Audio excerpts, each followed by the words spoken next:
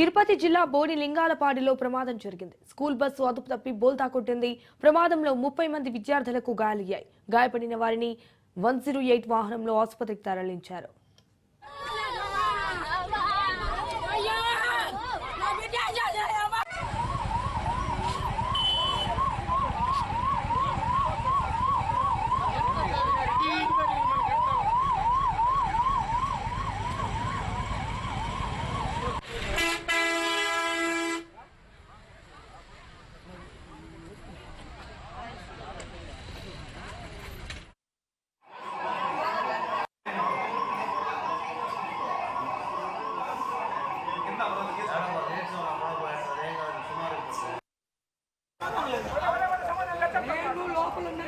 సమాధానం చెప్పలేదంటే ఉంటే నీ ఫోన్ చేసి పక్కన పెట్టు. ఇప్పుడు బహుశా క్లాస్ ఫోన్ చేసి క్లాస్కి వచ్చి పాప స్కూల్కి వచ్చి అడుగుతుంది. పనికి వస్తుందా బుద్ధి లేని కూడా వస్తున్నా స్టేజ్లో ఉన్నారు వాళ్ళు. ఫస్ట్ నన్ను అడుగుతుంది స్కూల్కి రాలేదు పాప అని.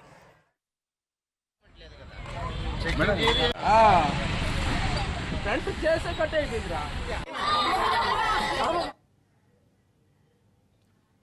తిరుపతి జిల్లా బోడి లింగాలపాడిలో ప్రమాదం జరిగింది. అయితే స్కూల్ బస్సు అదుపు తప్పి బోల్తా కొట్టింది. ఇదే విషయానికి సంబంధించి మరిన్ని డీటెయిల్స్ మా ప్రతినిధి చరిత్ కుమార్ ఫోన్ ద్వారా అందిస్తారు. చరిత్, ప్రమాదంలో అయితే 30 మంది విద్యార్థులకు గాయాలయ్యాయన్నట్టు తెలుస్తోంది. సో ఈ ప్రమాదం అసలు ఎలా జరిగింది, దీనికి సంబంధించి ఏదైతే తిరుపతి జిల్లా తాడ మండలం బోడిలింగాలపాడు జాతీయ రహదారి వద్ద అయితే మాత్రం స్కూల్ బోల్తా కొట్టింది. ఈ ఘటనలో అదృష్టం కొద్దీ పిల్లలకి ఎలాంటి ఇబ్బంది జరగలేదు. సుమారు 30 మంది విద్యార్థులు ఘటన జరిగినప్పుడు ఆ వ్యాన్ లో ఉన్నారు. ఏదైతే జాతీయ రహదారిపై వస్తున్నటువంటి స్కూల్ బస్సు అనూహ్యంగా ఎదురొచ్చినట్టు మరొక వెహికల్ తప్పించిపోయి ఒక్కసారిగా కూడా జాతీయ రహదారిలో పొలాల్లోంచి దూసుకెళ్లిన పరిస్థితి ఉంది.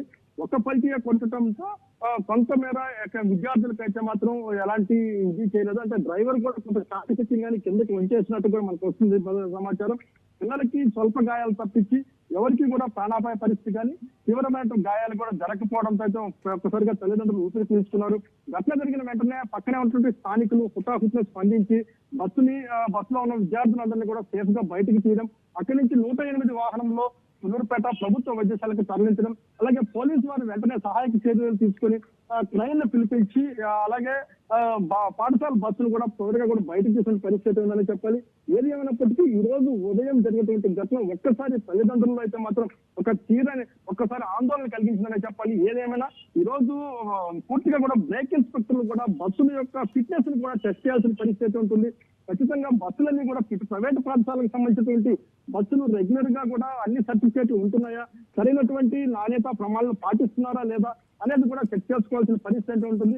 అలాగే ఏదైతే డ్రైవర్లుగా పెడుతున్నారో వీళ్ళు కూడా అన్ని విధాలుగా లైసెన్స్లు ఉంటున్నాయా లేదా, ఈ లైసెన్స్ రెన్యువల్ చేసుకుంటున్నారా లేదా, నిష్ణాతులైనటువంటి డ్రైవర్లను పెడుతున్నారా లేదా. ఎందుకంటే చిన్నారులు అంటే ఏదైతే విద్యార్థులు తల్లిదండ్రులకి భవిష్యత్తు ఉన్నటువంటి విద్యార్థులు వాళ్ళ మీద ఎన్నో కళ్ళను కంటుంటారు.